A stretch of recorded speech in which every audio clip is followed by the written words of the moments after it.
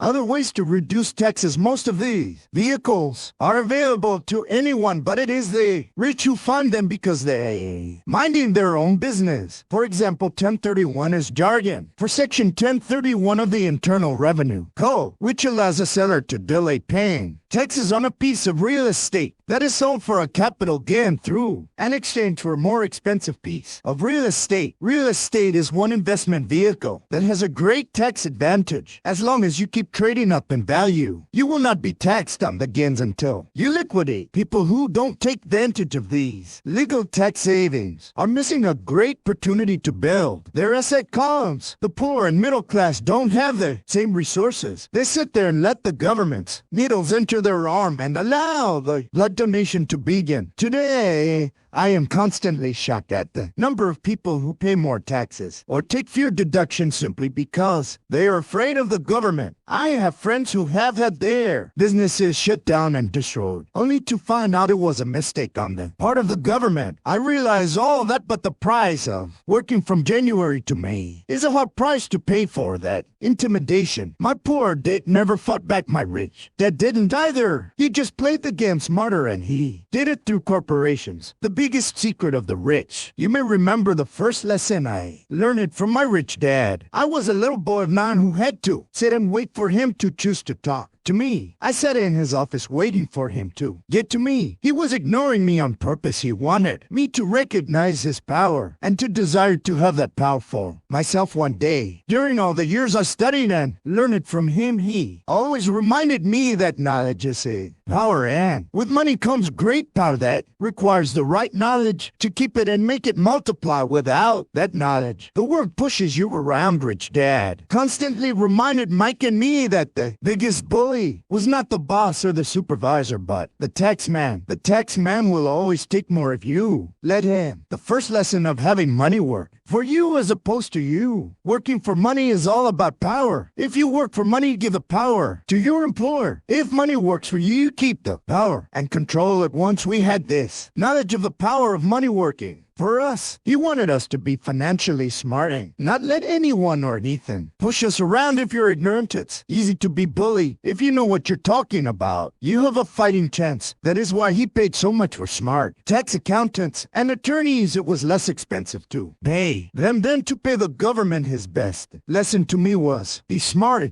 and you won't be pushed around as much. He knew the law because he was a law-abiding citizen and because it was expensive to not know the law. If you know you're right, you're not afraid of fighting back. Even if you are taking on Robin Hood and his band of merry men. My highly educated dad always encouraged me to land a good job with a strong corporation. He spoke of the virtues of working your way up the corporate ladder. He didn't understand that by relying solely on a paycheck from a corporate employer, I would be a docile cow ready for milking. When I told my rich dad of my father's advice, he only chuckled. Why not on the ladder, was all he said. As a young boy, I did not understand what rich dad meant by owning my corporation. It was an idea that seemed impossible and intimidating. Although I was excited by the idea, my inexperience wouldn't let me envision the possibility that grown-ups would someday work for a company. I would own. The point is that if not for my rich dad, I would have probably followed my educated dad's advice. It was merely the occasional reminder of my rich dad that kept the idea of owning my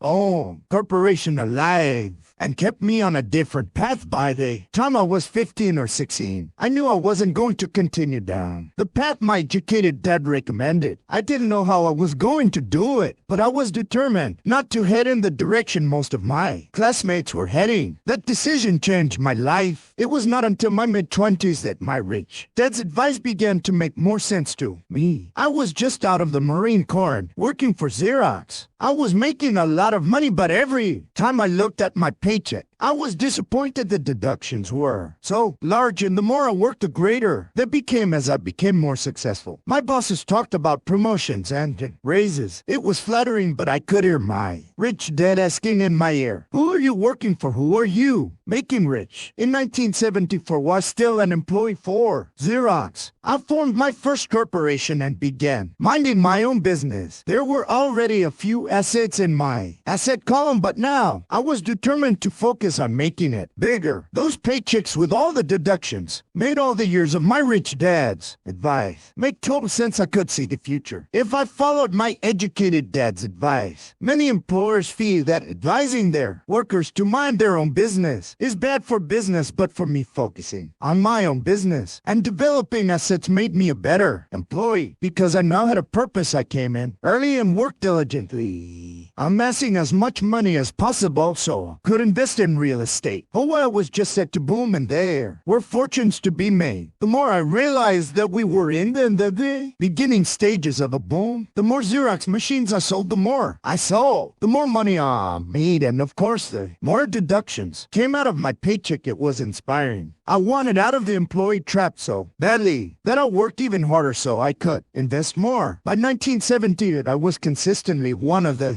top 5 salespeople at the company. I badly wanted out of the rat race. In less than 3 years, I was making more in my real estate holding corporation than I was making at Xerox. And the money I was making in my asset column in my corporation was money working for me, not me pounding on doors, selling copiers. My rich dad's advice made much more sense. Soon the cash flow for my properties were so strong that my company bought me my first Porsche. My fellow Xerox salespeople thought I was spending my commissions. I wasn't. I was investing my commissions in assets. My money was working hard to make more money. Each dollar in my asset column was a great employee working hard to make more employees and buy the boss a new Porsche with before tax dollars. I began to work harder for Xerox. The plan was working and my Porsche was the proof. By using the lessons I learned from my rich dad, I was able to get out of the proverbial rat race at an early age. It was made possible because of the strong financial knowledge I had acquired through rich dad's lessons. Without this financial knowledge, which I call financial intelligence or financial IQ, my road to financial independence would have been much more difficult. I now teach others in the hope that I may share my knowledge with them.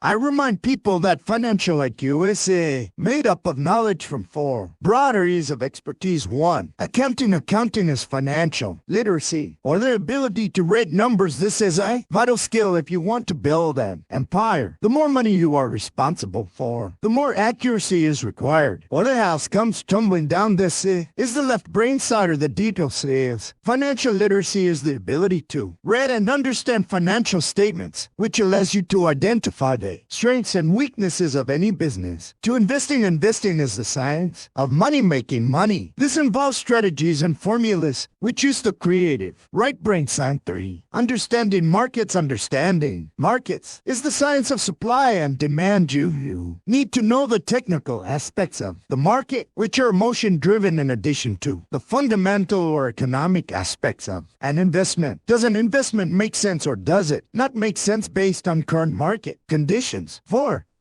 The law corporation wrapped around the technical skills of accounting. Investing in markets can contribute to explosive growth. A person who understands the tax advantages and protections provided by a corporation can get rich so much faster than someone who is an employee or a small business sole proprietor. It's like the difference between someone walking and someone flying. The difference is profound when it comes to long-term wealth. Tax advantages. A corporation can do many things that an employee cannot, like pay expenses before paying taxes. That is a whole area of expertise that is very exciting. Employees earn and get taxed and then try to live on what is left. A corporation earns, spends everything it can, and is taxed on anything that is left. It's one of the biggest legal tax loopholes that the rich use. They're easy to set up and are not expensive if you own investments that are producing good cash flow. For example, by owning your own corporation, your vacations can be board meetings in Hawaii, car payments, insurance, repairs, and health club memberships are company expenses. Most restaurant meals are partial expenses and but it's done legally with pre-tax dollars. Protection from lawsuits. We live in a litigious society. Everybody wants a piece of your action. The rich hide much of their wealth using vehicles such as corporations and trusts to protect their assets from creditors. When someone sues a wealthy individual, they are often met with layers of legal protection and often find that the wealthy person actually owns nothing. They control everything but own nothing. The poor and middle class try to own everything and lose it to the government or to fellow citizens who like to sue the rich. They learned it from the Robin Hood story, take from the rich and give it to the poor. It is not the purpose of this audiobook to go into the specifics of owning a corporation, but I will say that if you own any kind of legitimate assets, I would consider finding out more about the benefits and protection offered by a corporation as soon as possible. There are many books written on the subject that will detail the benefits and even walk you through the steps necessary to set up a corporation. Garrett Sutton's books on corporations provide wonderful insight into the power of personal corporations. Financial IQ is actually the synergy of many skills and talents. I would say it is the combination of the four technical skills listed above that make up basic financial intelligence. If you aspire to great wealth, it is the combination of these skills that will greatly amplify your financial intelligence. In summary, business owners with corporations: 1. To spend. 3. Pay taxes. Employees who work for corporations: 1. Earn. To pay taxes. 3. Spend. As part of your overall financial strategy, I recommend that you learn about the protection legal entities can provide for businesses and assets. Chapter 5, Lesson 5. The rich invent money often in the real world. It's not the smart who get ahead, but the bold. Last night I took a break from writing and watched a TV program on the history of a young man named Alexander Graham Bell. Bell had just patented his telephone and was having growing pains because the demand for his new invention was so strong. Needing a bigger company, he then went to the giant at that time, Western Union, and asked them if they would buy his patent and his tiny company. He wanted $100,000 for the whole packet. The president of Western Union scoffed at him and turned him down, saying the price was ridiculous. The rest is history. A multi-billion-dollar industry emerged, and a tea was born. The evening news came on right after the story of Alexander Graham Bell. On the news was a story of another downsizing at a local company. The workers were angry and complained that the company ownership was unfair. Terminated manager of about 45 years of age had his wife and 2 babies at the plant and was begging the guards to let him talk to the owners to ask if they would reconsider his termination. He had just bought a house and was afraid of losing it. The camera focused in on his pleading for all the world to see. Needless to say, it held my attention. I have been teaching professionally since 1984. It has been a great experience and a rewarding one. It is also a disturbing profession, for I have taught thousands of individuals, and I see one thing in common in all of us, myself included. We all have tremendous potential, and we all are blessed with gifts, yet the one thing that holds all of us back is some degree of self-doubt. It is not so much the lack of technical information that holds us back, but more the lack of self-confidence. Some are more affected than others once we leave school. Most of us know that it is not so much a matter of college degrees or good grades that count in the real world outside of academics. Something more than just grades is required. I have heard it called many things: guts, chuts, balls, audacity, bravado, cunning, daring, tenacity, and brilliance. This factor, whatever it is labeled, ultimately decides one's future. Much more than school grades do. Inside each of us is one of these brave, brilliant, and daring characters. There is also the flip side of that character. People who could get down on their knee and beg if necessary. After a year in Vietnam,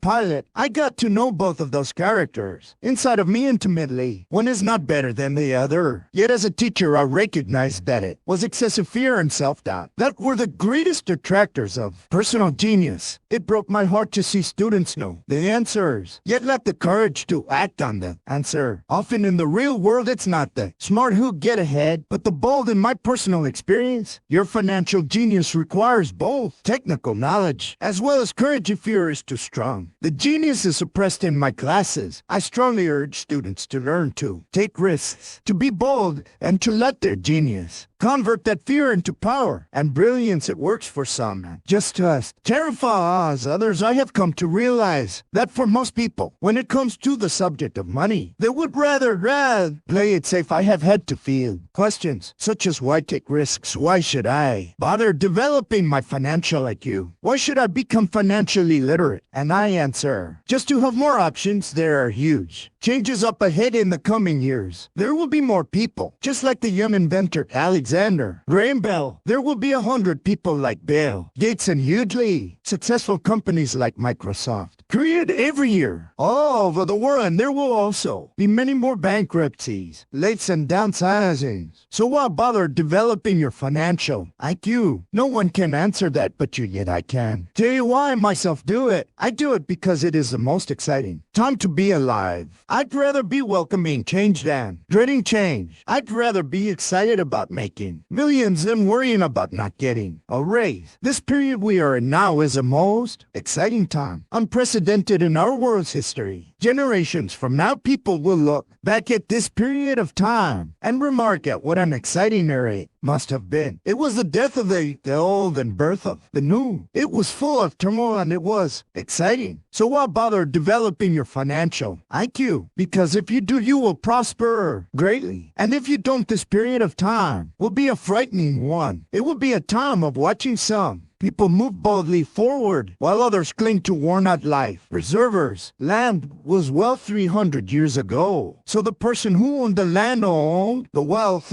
Later wealth was in factories and production, and America rose to dominance. The industrialist owned the wealth. Today wealth is in information, and the person who has the most timely information owns the wealth. The problem is that information flies around the world at the speed of light. The new wealth cannot be contained by boundaries and borders. As land and factories were, the changes will be faster and more dramatic. There will be a dramatic increase in the number of new multimillionaires. There also will be those who are left behind. I find so many people struggling today, often working harder simply because they cling to old ideas. They want things to be the way they were, and they resist change. I know people who are losing their jobs or their houses, and they blame technology or the economy or their boss. Sadly, they fail to realize that they might be the problem. Old ideas are their biggest liability. It is a liability simply because they fail to realize that while that idea or way of doing something was an asset, Yesterday is gone. One afternoon I was teaching how to invest using a board game I had invented. Cashflow, as a teaching to a friend, had brought someone along to attend the class. This friend of a friend was recently divorced, had been badly burned in the divorce settlement,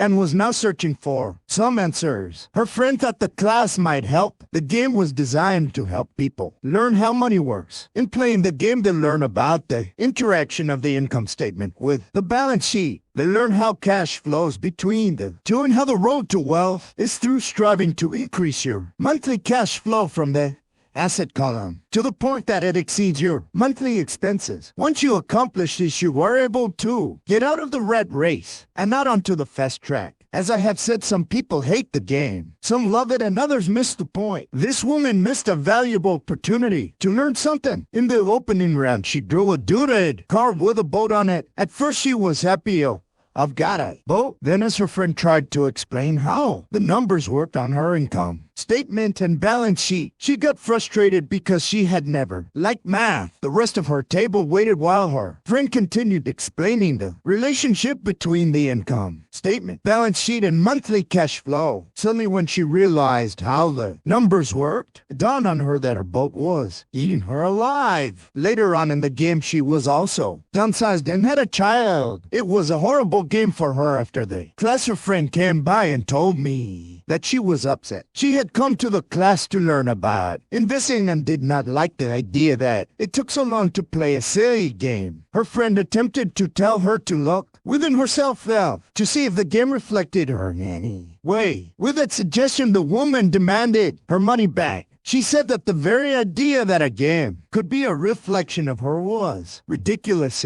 Her money was promptly refunded and she left. Since 1984, I have made millions simply by doing what the school system does not do. In school, most teachers lecture. I hated lectures as a student. I was soon bored and my mind would drift. In 1984, I began teaching vague games and simulations, and I still rely on these tools today. I always encourage adult students to look at games as reflecting back to them what they know and what they need to learn. Most importantly, games reflect behavior. They are instant feedback systems. Instead of the teacher lecturing you, the game is giving you a personalized lecture, one that is custom-made just for you. The friend of the woman who left later called to give me an update. She said her friend was fine, had calmed calm down. In her cooling off period, she could see some slight relationship between gain and her life.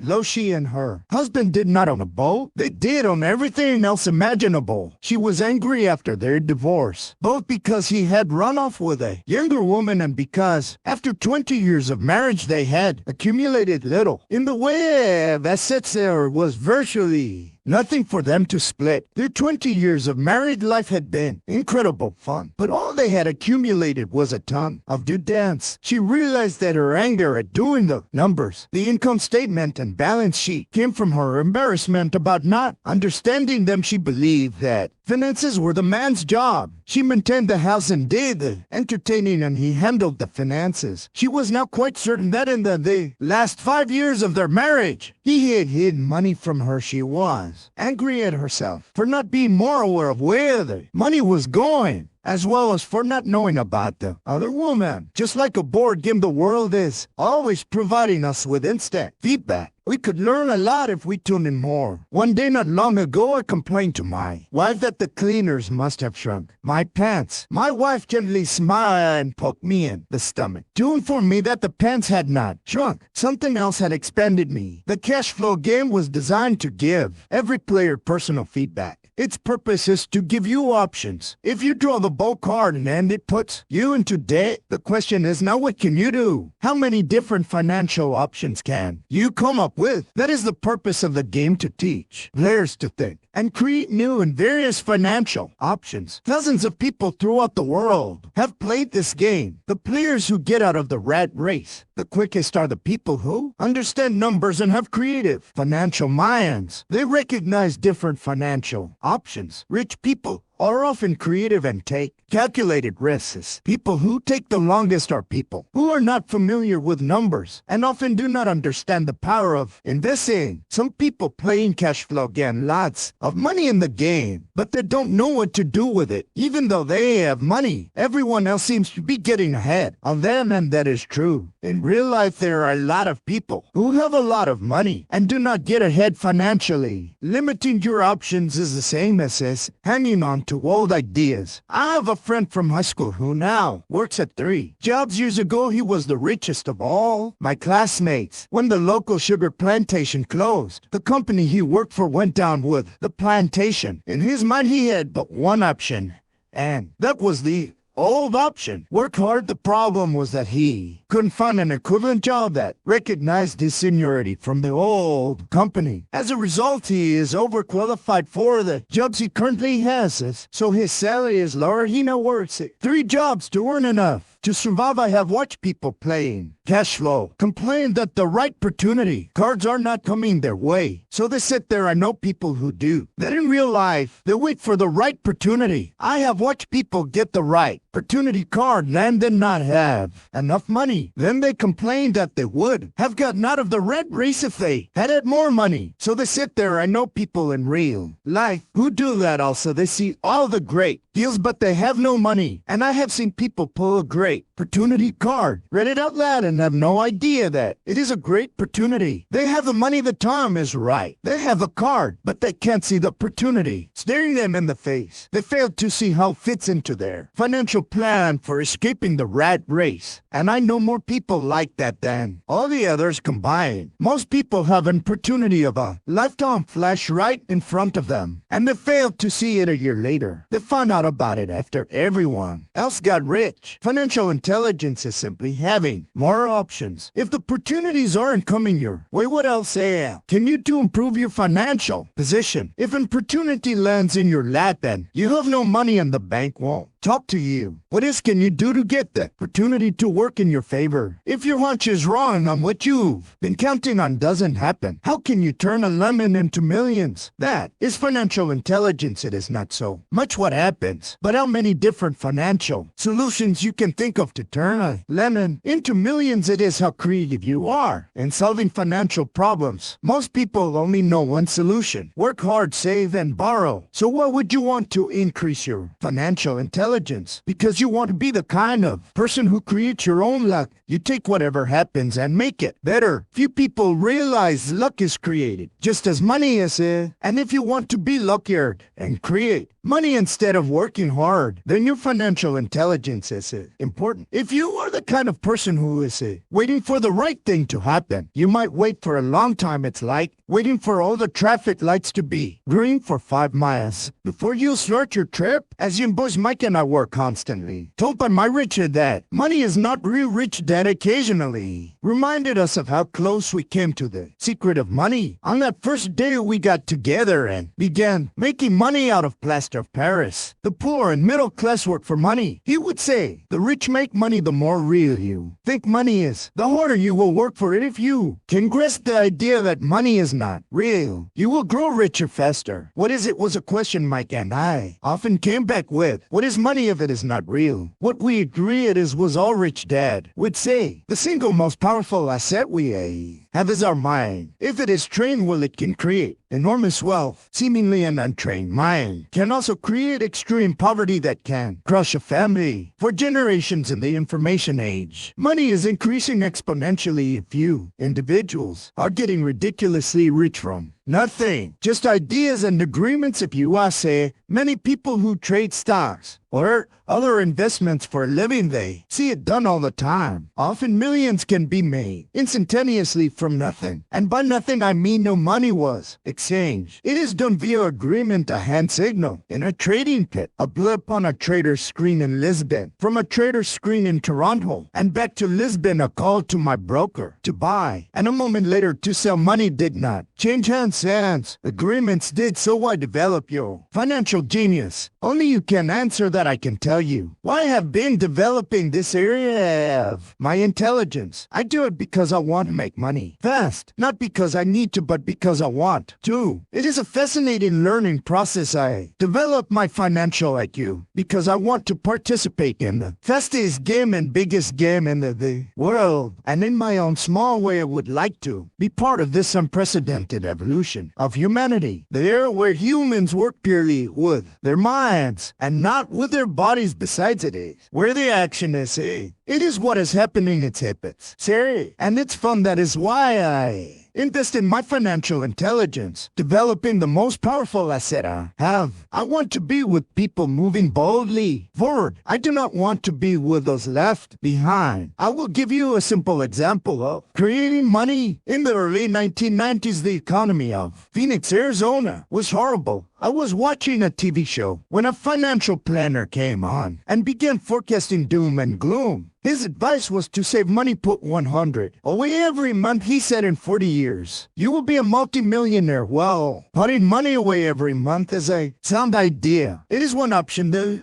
option most people subscribe to. The problem is this: it blinds the person to what is really going on. It causes them to miss major opportunities for much more significant growth of their money. The world is passing them by. As I said, the economy was terrible at that time. For investors, this is the perfect market condition. A chunk of my money was in the stock market and in apartment houses. I was short of cash because people were giving properties away. I was buying, I was not saving money. I was investing, Kim, and I had more than $1 million in cash working in a market that was rising fast. It was the best opportunity to invest. The economy was terrible. I just could not pass up these small deals. Houses that were once $100,000 were now $75,000, but instead of shopping with local real estate agents, I began shopping at the bankruptcy attorney's office or the court steps. In these shopping places, a $75,000 house could sometimes be bought for $20,000 or less for $2,000, which was loaned to me from a friend for 90 days for $200. I gave an attorney a cashier's check as a down payment. While the acquisition was being processed, I ran an ad advertising a $75,000 house for only $60,000, and no money down. The phone rang hard and heavy. Prospective buyers were screened in. Once the property was legally mine, all the prospective buyers were allowed to look at the house. It was a feeding frenzy. The house sold in a few minutes. I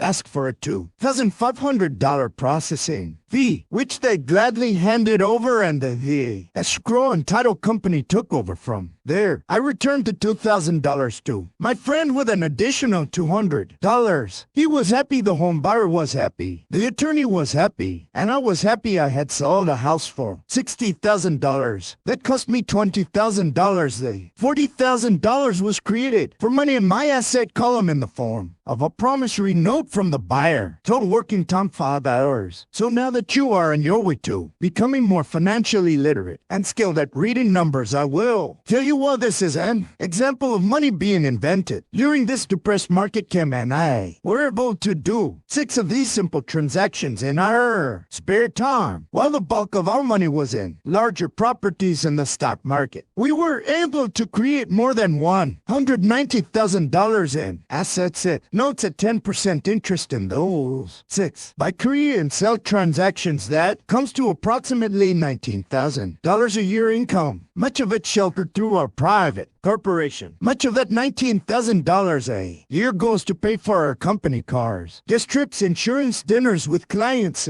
and other things. By the time government gets a chance to tax that income, it's been spent on legally allowed pre-tax expenses. This was a simple example of how money is invented, created, and protected using financial intelligence. Ask yourself, how long would it take to save $190,000? Would the bank pay 10 interest on your money? And the promissory note is good for 30 years. I hope they never pay me the $190,000. I have to pay a tax if they pay me the principal, and besides, $19,000 paid over 30 years is a little over $500,000 in income. I have people ask, what happens if the person doesn't pay? That does happen, and it's good news. That $60,000 home could be taken back and resold for $70,000, and another $2,500 collected as a loan processing fee. It would still be a zero-down transaction in the mind of the new buyer, and the process would go on the first time I sold the house. I paid back the $2,000, so technically, I have no money in the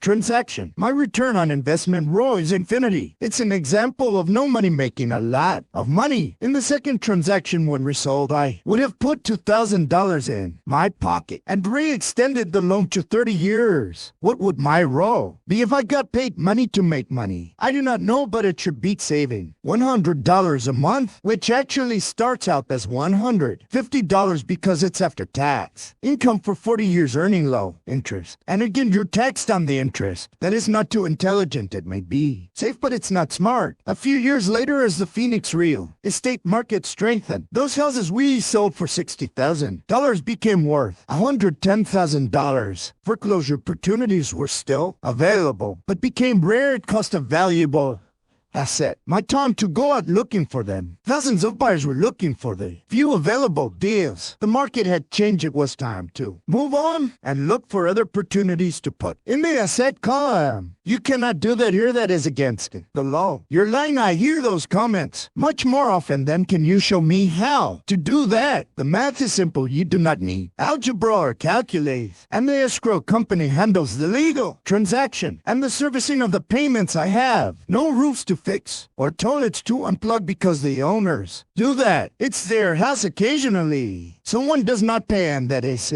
wonderful because there are late fees or they move out and the property sold again.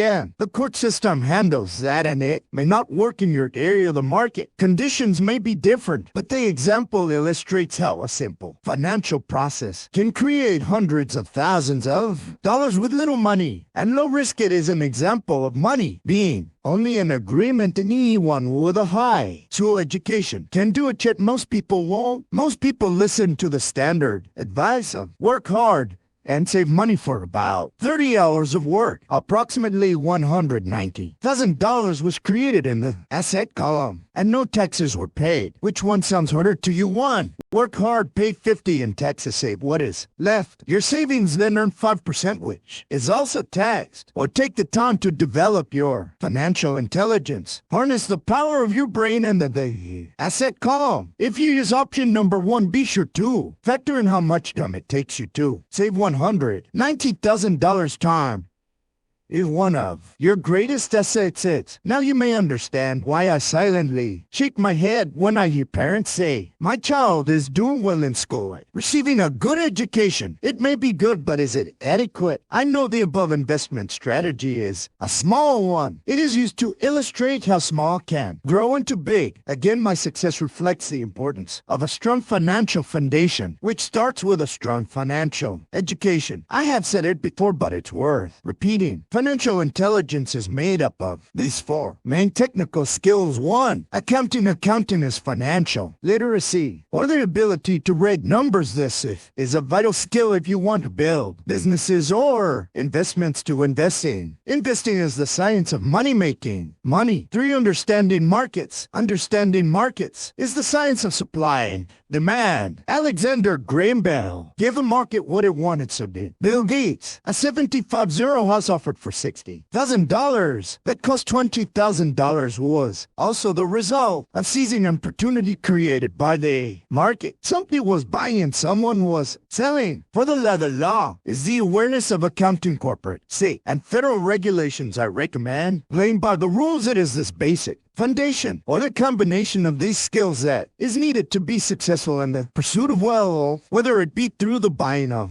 small homes, apartment buildings, companies, stocks, bonds, precious metals, baseball cards, or like a few years later, the real estate market rebounded and everyone else was getting in. The stock market was booming, and everyone was getting in. The U.S. economy was getting back on its feet. I began selling and was now traveling to Norway, Malaysia, the Philippines. The investment landscape had changed. We were no longer buying real estate. Now I just watched the values climb inside the asset column and will probably begin selling. I suspect that some of those 6 little house deals will sell and the $40,000 note will be converted to cash. I need to call my accountant to be prepared for cash and seek ways to shelter at the point I would like to make is that investments come and go. The market goes up and comes down. Economies improve and crash. The world is always handing you opportunities of a lifetime every day of your life, but all too often we fail to see them, but they are there. And the more the world changes and the more technology changes, the more opportunities there will be to allow you and your family to be financially secure for generations to come. So why bother developing your financial intelligence? Again, only you can answer that. I know why I continue to learn and develop. I do it because I know there are changes coming. I'd rather welcome change to the past. I know there will be market booms and market crashes. I want to continually develop my financial intelligence because at each market change, some people will be on their knees begging for their jobs. Others, meanwhile, will take the lemons that life hands them, and we are all handed lemons occasionally and turn them into millions. That's financial intelligence. I am often asked about the lemons I have turned into millions. I hesitate using many more examples of personal investments because I am afraid it comes across as bragging or tooting my own horn. That is not my intention. I use the examples only as numerical and chronological illustrations of actual and simple cases. I use the examples because I want you to know that it is easy, and the more familiar you become with the 4 pillars of financial intelligence, the easier it becomes. Personally, I use 2 main vehicles to achieve financial growth: real estate and small cap stocks. I use real estate as my foundation. Day in and day out, my properties provide cash flow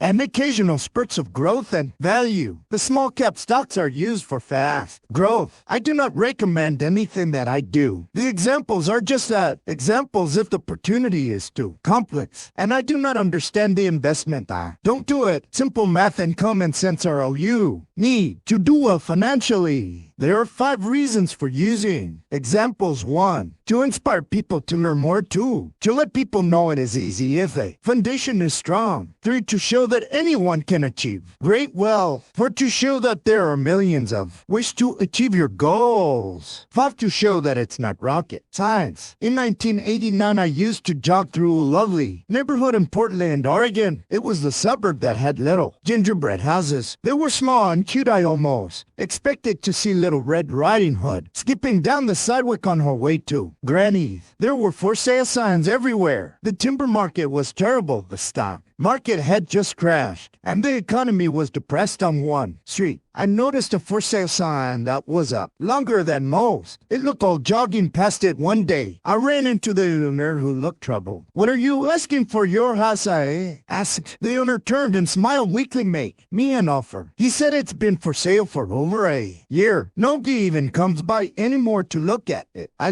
said, and I bought the house a half hour later for $20,000 less than his asking price. It was a cute little two-bedroom home with gingerbread trim on all the windows. It was light blue with gray accents and had been built in 1930. Inside there was a beautiful rock fireplace, as well as 2 tiny bedrooms. It was a perfect rental house. I gave the owner $5,000 down for a $45,000 house that was really worth $65,000, except that no one wanted to buy it. The owner moved out in a week, happy to be free, and my first tenant moved in, a local college professor. After the mortgage expenses and management fees were paid, I put a little less than $40 in my pocket at the end of each month. Hardly exciting. A year later, the depressed Oregon real estate market had begun to pick up. California investors flush with money from their still booming real estate market were moving north and buying up Oregon and Washington. I sold that little house for $95,000 to a young couple from California who thought it was a bargain. My capital gains of approximately $40,000 were placed into a 1031 tax deferred exchange, and I went shopping for a place to put my money. In about a month, I found a 12-unit apartment house right next to the Intel plant in Beaverton, Oregon. The owners lived in Germany, had no idea what the place was worth, and again just wanted to get out of it. I offered $275,000 for a $450,000 building. They agreed to $300,000. I bought it and held it for 2 years, utilizing the same 1031 exchange process. We sold the building for $495,000 and bought a 30-unit apartment building in Phoenix, Arizona. We had moved to Phoenix by then to get out of the rain and needed to sell anyway. Like the former Oregon market, the real estate market in Phoenix was depressed. The price of the 30-unit apartment building in Phoenix was $875,000 with $825,000 down. The cash flow from the 30 units was a little over $5,000 a month. The Arizona market began moving up, and a few years later, a Colorado investor offered us $1.2 million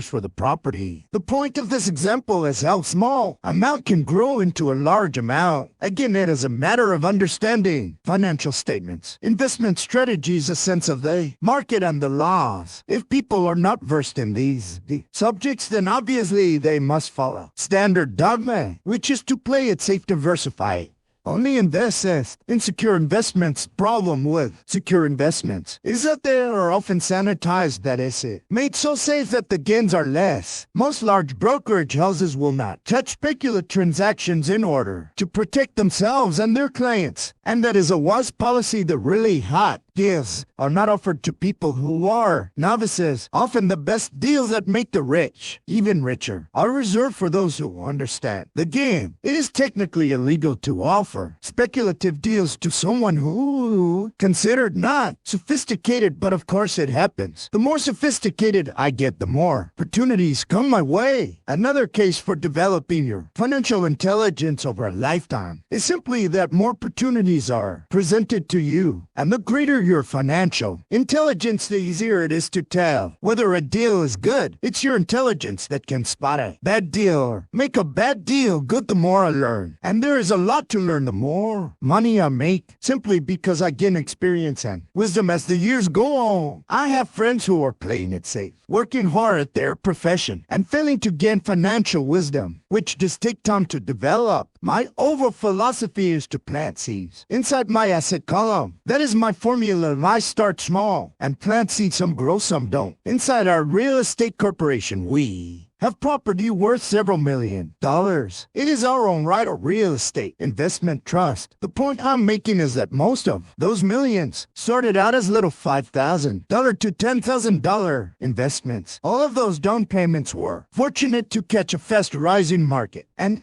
increased tax-free. We traded in and out several times over a number of years. We also own a stock portfolio surrounded by a corporation that Kim and I call our personal mutual fund. We have friends who deal specifically with investors like us who have extra money each month to invest it. We buy high-risk speculative private companies that are just about to go public on a stock exchange in the United States or Canada. An example of how fast gains can be made are 100 shares purchased for 25 cents each before the company goes public. 6 months later, the company is listed, and the 100,000 shares now are worth $2 each if the company is well managed. The price keeps going up, and the stock may go to $20 or more per share. There are years when our $25,000 has gone to $1 million in less than a year. It is not gambling if you know what you're doing. It is gambling if you're just throwing money into a deal and praying that the idea in anything is to use your technical knowledge, wisdom, and love of the game to cut the odds down. To lower the risk, of course, there is always risk. It is financial intelligence that improves the odds. Thus, what is risky for one person is less risky to someone else. That is the primary reason I constantly encourage people to invest more in their financial education than in stocks, real estate, or other markets. The smarter you are, the better chance you have of beating the odds. The stock plays are personally invested in were extremely high risk for most people and absolutely not recommended. I have been playing that game since 1979 and have paid more than my share in dues. But if you will review why investments such as these are high risk for most people, you may be able to set your life up differently so that the ability to $25,000 and turn it into $1 million in a year is low risk for you. As stated earlier, nothing I have written is a recommendation. It is only used as an example of what is simple and possible. What I do is small potatoes in the grand scheme of things. Yet for the average individual, a passive income of more than $100,000 a year is nice and not hard to depending on the market and how smart you are. It could be done in 5 to 10 years if you keep your living expenses modest. $100,000 coming in as additional income is pleasant regardless of whether you work. You can work if you like or take time off if you choose and use the government tax system in your favor rather than against you. My personal basis is real estate. I love real estate because it's stable and slow moving. I keep the base solid. The cash flow is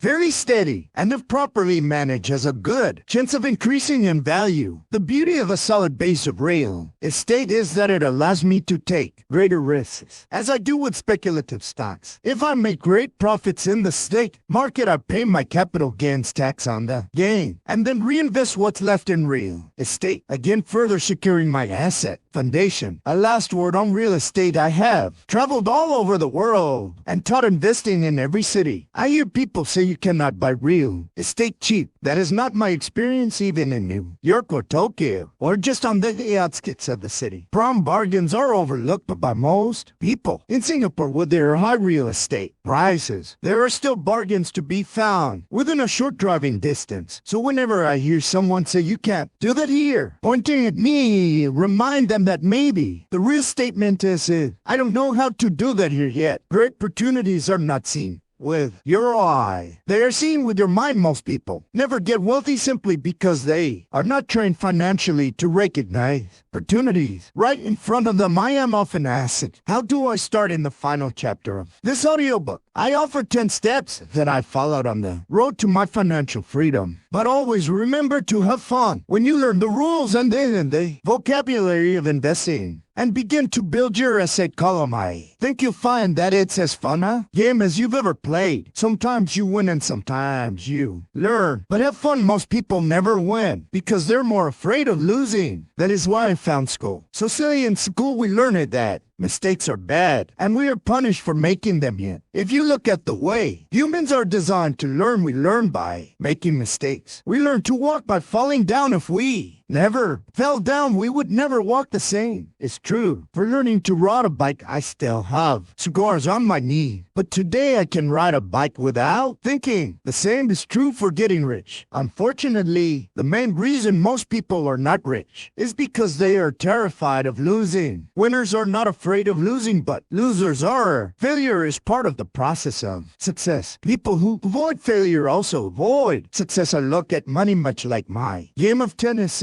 I play hard, make mistakes correct, make more mistakes correct, and I get better. If I lose the game, I reach across the net, shake my opponent's hand, smile and say, see you next Saturday. There are two kinds of investors. One, the first and most common type, is a person who buys a package investment. They call a retail outlet such as a real estate company, a stockbroker, or a financial planner, and they buy something. It could be a mutual fund, or stock or bond. It is a clean and simple way of investing. An analogy would be a shopper who goes to a computer store and buys a computer right off the shelf. To the second type is an investor who creates investments. This investor usually assembles a deal in the same way a person who buys components builds a computer. I do not know the first thing about putting components of a computer together, but I do know how to put pieces of opportunities together, or know people who know how. It is this second type of investor who is the more professional investor. Sometimes it may take years for all the pieces to come together, and sometimes they never do. It is the second type of investor that my rich dad encouraged me to be. It is important to learn how to put the pieces together, because that is where the huge wins reside, and sometimes some huge losses if the tide goes against you. If you want to be the second type of investor, you need to develop three main skills. These skills are in addition to those required to become financially intelligent. One found opportunity that everyone else missed. You see with your mind what others miss is with their eyes. For example, a friend bought this run-down old house. It was spooky to look at. Everyone wondered why he bought it. What he saw that we did not was that the house came with 4 extra empty lots. He discovered that after going to the title company, after buying the house, he tore the house down and sold the 5 lots to a builder for 3 times what he paid for the entire package. He made $75,000 for 2 months of work. It's not a lot of money, but it sure beats minimum wage. And it's not technically difficult to raise money. The average person only goes to the bank. The second type of investor needs to know how to raise capital. And there are many ways that don't require a bank to get started. I learned how to buy houses without a bank. It was the learned skill of raising money more than the houses themselves that was priceless. All too often, I hear people say the bank won't lend me money, or I don't have the money to buy it. If you want to be a type 2 investor, you need to learn how to do that, which stops most people. In other words, a majority of people let their lack of money stop them from making a deal. If you can avoid that obstacle, you will be millions ahead of those who don't learn those skills. There have been many times I have bought a house, of stock, or an apartment building without a penny in the bank. I once bought an apartment house for $1.2 million.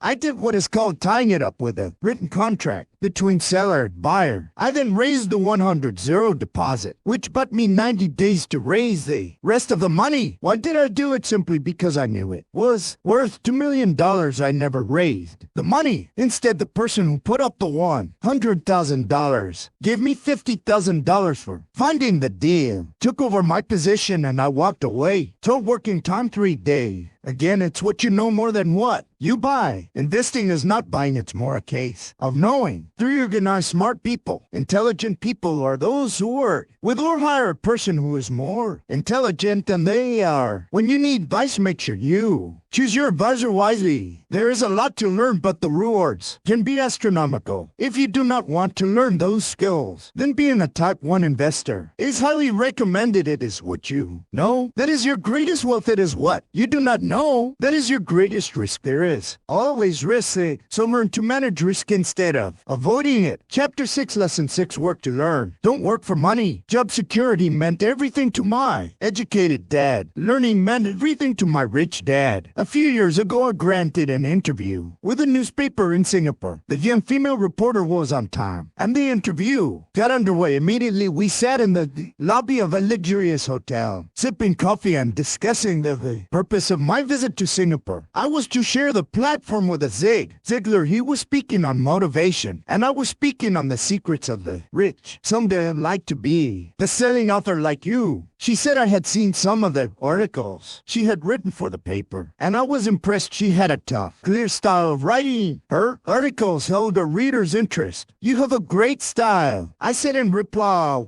hold you back from achieving your dream. My work does not seem to go anywhere, she said quietly. Everyone says that my novels are excellent, but nothing happens. So I keep my job with the paper, at least. It pays the bills. Do you have any suggestions? Yes, I do, I said brightly. A friend of mine here in Singapore runs a school that trains people to sell. He runs sales training courses for many of the top corporations here in Singapore, and I think attending one of his courses would greatly enhance your career, she siphoned. Are you saying I should go to school too? Learn to sell? I nodded. You aren't serious, are you? Again, I nodded. What is wrong with that? I was not backpedaling. She was offended by something, and now I was wishing I had not said anything. In my attempt to be helpful, I found myself defending my suggestion. I have a master's degree in English literature. Why would I go to school to learn to be a salesman? I am a professional. I went to school to be trained in a profession so I would not have to be a salesman. I hate salespeople.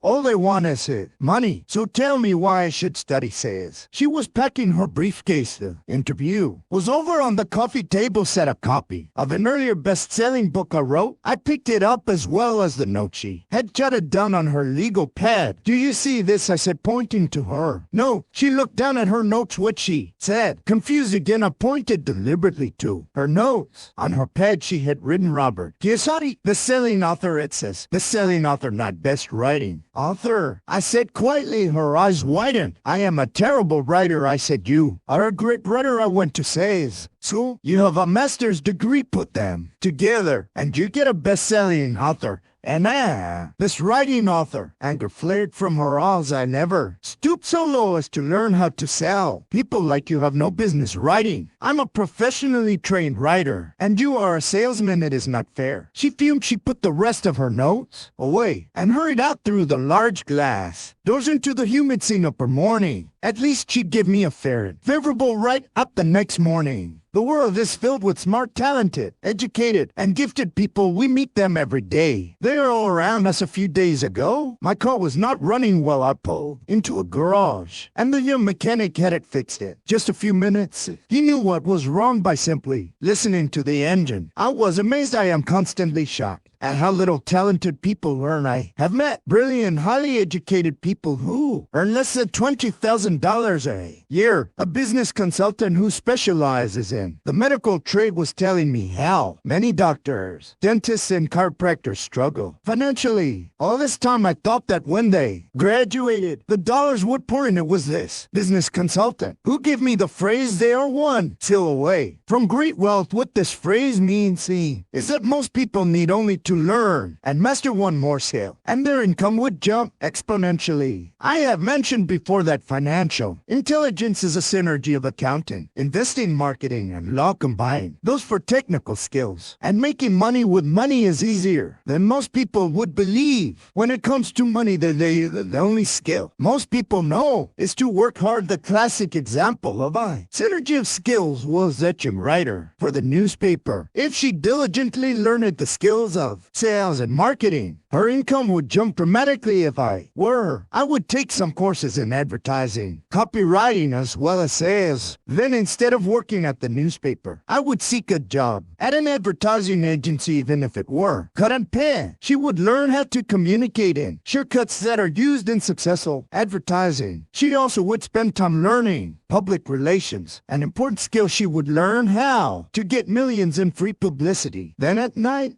and on weekends she could be writing her great novel. When it was finished, she would be better able to sell her book. Then in a short while she could be a best-selling author. When I came out with my first book, If You Want to Be Rich and Happy, Don't Go to School, a publisher suggested I changed the title to The Economics of Education. I told the publisher that with a title like that, I would sell 2 books, one to my family and one to my best friend. The problem is that they would expect it for free. The obnoxious title, If You Want to Be Rich and Happy, Don't Go to School, was chosen because we knew it would get tons of publicity. I am pro-education and believe in education reform. If I were not pro-education, why would I continue to press for changing our antiquated educational system? So I chose a title that would get me on more TV and radio shows simply because I was willing to be controversial. Many people thought I was a fruitcake but the book sold. And so when I graduated from the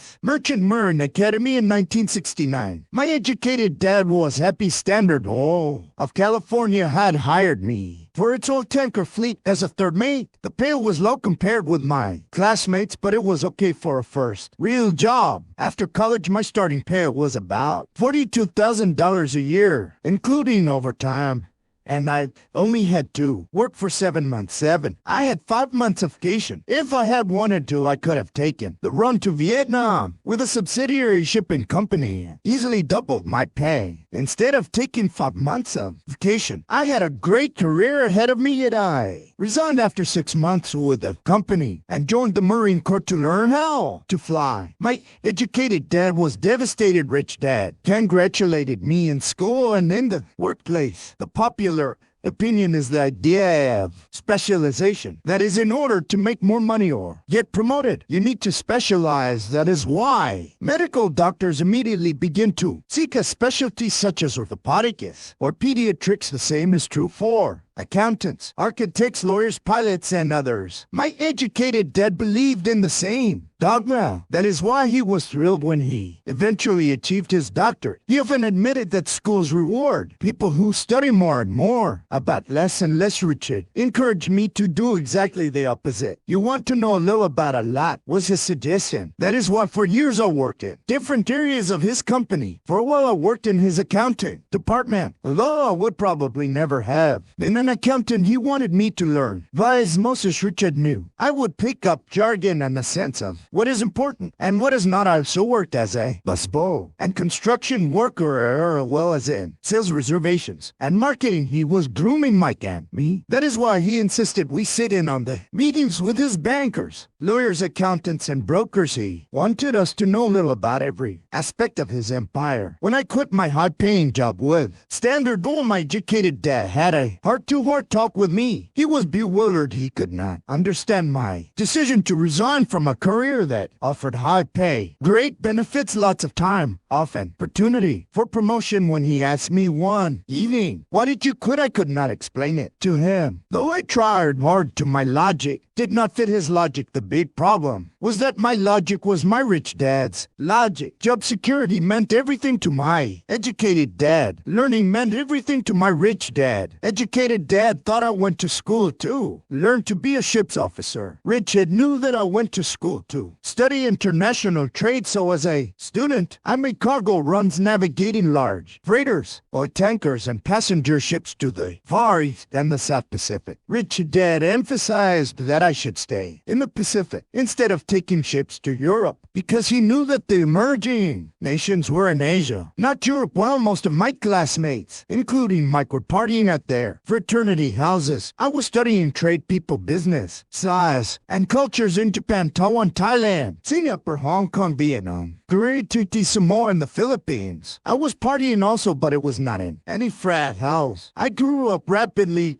Educated dad just could not understand why I decided to quit and join the Marine Corps. I told him I wanted to learn to fly, but really, I wanted to learn to lead troops. Rich dad explained to me that the hardest part of running a company is managing people. He had spent 3 years in the Army. My educated dad was draft exempt. Rich dad valued learning to lead men into dangerous situations. Leadership is what you need to learn. Next, he said, if you are not a good leader, you'll get shot in the bank, just like they do in business. Returning from Vietnam in 1973, I resigned my commission. Even though I loved flying, I found a job with Xerox Corporation. I joined it for one reason, and it was not for the benefits. I was a sharp person, and the thought of selling was the most frightening subject in the world. Xerox has one of the best sales trainings programs in America. Rich Dale was proud of me. My educated dad was ashamed being an intellectual. He thought that salespeople were below him. I worked with Xerox for years until I overcame my fear of knocking on doors and being rejected. Once I could consistently be in the top 5 in sales, I again resigned and moved on, leaving behind another great career with an excellent company. In 1977, I formed my first company. Rich Dad had groomed Mike and me to take over companies, so I now had to learn to form them and put them together. My first product, the Nyland keychain Velcro wallet was manufactured in the Far East and shipped to Woolworths in New York, near where I had gone to school. My formal education was complete, and it was time to test my wings if I failed. I would go broke rich, Dad thought it. Best to go broke before 30. You still have time to recover, was his advice. On the eve of my 30th birthday, my first shipment left Korea for New York. Today I still do business internationally, and as my rich dad encouraged me to do, I keep seeking the emerging nations. Today, my investment company invests in South American countries and Asian countries as well as in Norway and Russia. There is an old cliche that goes job is an acronym for just over broke. Unfortunately,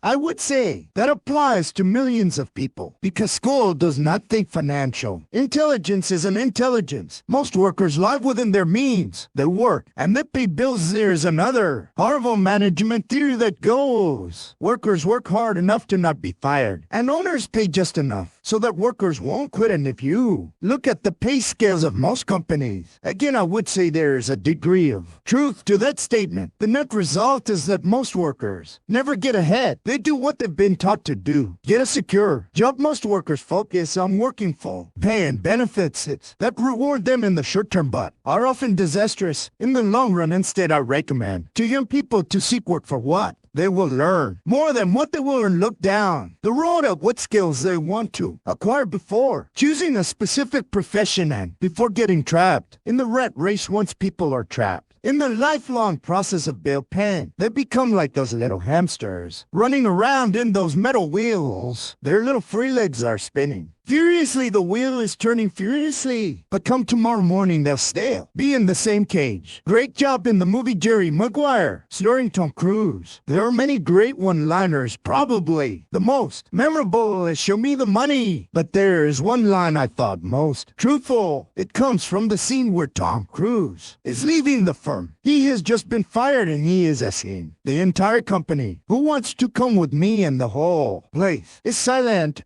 and frozen. Only one woman speaks up and says, "I'd like to, but I'm due for a promotion in 3 months." That statement is probably the most truthful statement in the whole movie. It is the type of statement that people used to keep themselves busy, working away to pay bills. I know my educated dad looked forward to his pay raise every year, and every year he was disappointed. So he would go back to school to earn more qualifications so he could get another raise. Then once again, there would be another disappointment. The question I often ask people is, where is this daily activity taking you? Just like the little hamster, I wonder if people look at where their hard work is taking them. What does the future hold? In his book, The Retirement Myth, Craig Escarpole writes, "I visited the headquarters of a major national pension consulting firm and met with a managing director who specializes in designing lush retirement plans for top management. When I asked her what people who don't have corner offices will be able to expect in the way